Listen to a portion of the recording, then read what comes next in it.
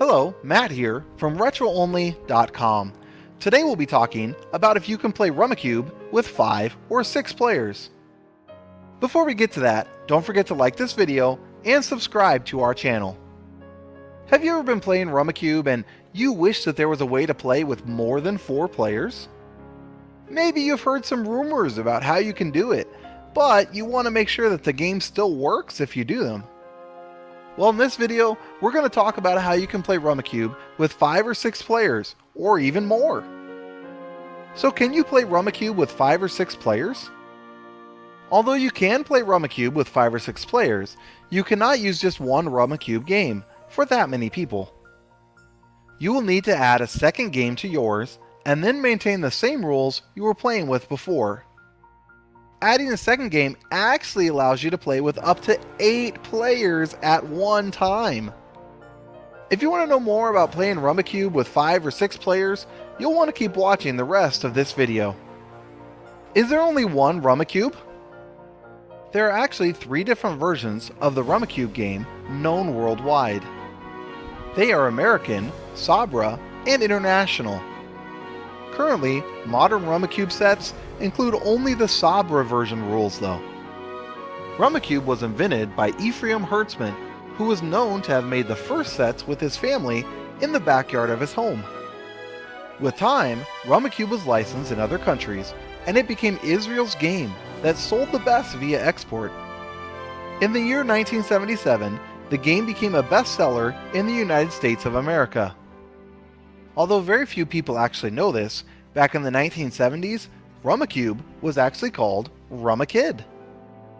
Whether Rummikub can be played with 5 or 6 players depends on players' understanding of the Rummikub original game, the number of joker sets introduced, and the rules and strategies employed by the players. Rummikub original game. The game Rummikub is based on allows for 2 to 4 players. There are usually 104 number tiles in the game, which are typically valued 1 to 13 and are in 4 different colors. These number tiles each have 2 copies of each color, and then 2 jokers, making a total of 106 tiles. Each of the players has to draw 14 or 16 tiles at the beginning of the game. Once the game has begun, then they take turns putting down tiles from their racks into sets or runs of at least 3. If they cannot play on their turn, then they must draw a tile. In the version called Sabra, which is commonly played, the first player that uses all of their tiles scores a positive score of a total of all of the tiles that are left on all of the losers' racks. Each of the losers gets a negative score of the total sum of the tiles that were remaining on their rack. One of the main characteristics of Rummikub is the fact that players can work with the tiles that have already been played by the other players and can move them around as they see fit, as long as all the tiles that were laid down still make sets or runs of at least 3 tiles. The game has a pool of tiles which consists of 104 and 2 joker tiles, and all of these tiles have values from 1 to 13. The tiles contain 4 colors, which are blue, red, orange, and black. And every single combination of color and number is represented twice in each game pack. Each player will have a rack to store tiles without revealing the face of the tiles to the other players in the game. Rummikub rules during gameplay. Playing a group or a run makes a set, also known as a meld. On the first turn, the objective is to lay either groups or runs down on the table that add up to at least 30 points, so that way you can get out. If your meld or melds don't add up to 30 points yet, you will simply draw a tile and end your turn. You can draw a tile if your tiles are not adding up to 30 or close, but you cannot play the drawn tile until your next turn. It is the player's job on every turn to scope out places where the tiles can be added to a run or a group that is already on the table. Adding to these runs or groups is the action of the game commonly referred to as melding. And there are actually a couple of different ways to meld. You can meld by adding a specific tile to an existing run or group on the table, or by collecting the fourth tile from a run or group on the table to finish your set that you lay on the table. You can also meld by adding a fourth tile to another group, and then taking a different tile from that group to create a new set, or the splitting of a run. For example, let's say a run of 4, 5, 6, 7, 8 is on the table. You can take a 6 from your rack and create a 4, 5, 6, and make the remaining 6, 7, 8 its own run. That's allowed by rule. Strategies for playing the game. When playing Rummikub in a group of 5 to 6 players, the best strategy is to keep your eyes on the tiles and your head in the game. This strategy is employed by maintaining focus and concentration on the game. Lack of focus and attention will lead to you missing out on moves to make or missing a play that would help you gain an advantage in the game. Rummikub demands that you constantly analyze ways to rearrange and add tiles to the table, even when it's another player's turn, since you have a limited amount of time on your turn to do so. It is also wise to keep track of what tiles have been used and played for the future. Failure to do that may end up causing you to forget to add to a run or set on your turn, and by the time it gets back to you, the opportunity to play there may be gone.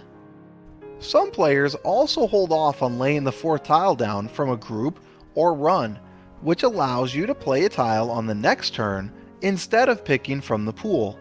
This can especially work well towards the beginning of the game. Using your initial set to get rid of your higher value tiles is also beneficial as well, because if someone shouts Rummikub early in the game, you're not caught with a bunch of negative points. Another popular tactic would be to have 4 of one number, but only play 3 of them in a meld, retaining the fourth one to be your last tile played to win the round. But this can also come back to bite you if somebody moves the sets or groups around. Winning at Rummikub. The objective of the game is to place all of your tiles on the table as part of a meld. When someone successfully does this, that person can shout out, Rummikub!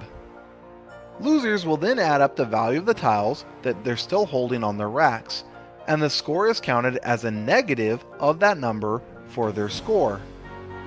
The winner of the round gets a positive score that equals the total of all the losers' negative points.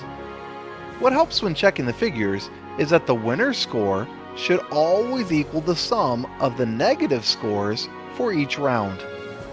There are rare cases that all the tiles in the pouch are used before any player shouts Rummikub.